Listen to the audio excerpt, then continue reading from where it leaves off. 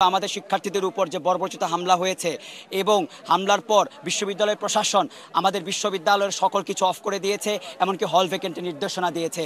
আমরা পরিষ্কারভাবে বলতে চাই, আমরা শিক্ষার্থীরা আন্দোলন দীর্ঘায়িত করতে চাচ্ছি না, আন্দোলন দীর্ঘায়িত করতে চাই না, আমরা এর সুষ্ঠু সমাধান চাই এবং দ্রুত ক্লাসে ফিরতে চাই। আমরা আমাদের সম্মানিত শিক্ষকদের সাথে আলোচনায় বসতে আগ্রহী, কিন্তু আমাদের শিক্ষকরা আমাদের সাথে কোনো প্রকার যোগাযোগ করছে না কিংবা রেসপন্স করছে না। তাহলে আমরা কিভাবে আলোচনায় বসবো? আমাদের প্রথম দাবি যে আমাদের হল ভ্যাকেন্টের যে নির্দেশনা সেটা প্রত্যাহার করতে হবে। আমরা শিক্ষকদের সাথে আলোচনায় বসবো।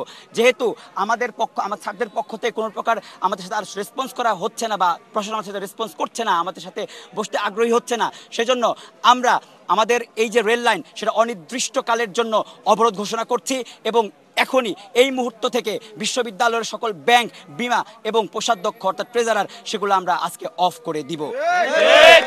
আমরা চাই না আমাদেরকে আন্দোলন দীর্ঘায়িত করতে। সুতরাং আমাদের সম্মানিত শিক্ষকদের কাছে আমি বলছি, আপনারা প্লিজ আমাদের দাবিগুলো মেনে নিয়ে আমাদের সাথে আলোচনায় বসুন। আমরা আলোচনায় বসতে আগ্রহী, আমরা আন্দোলনকে একটা সুষ্ঠু সমাজ দিকে নিয়ে যেতে চাই।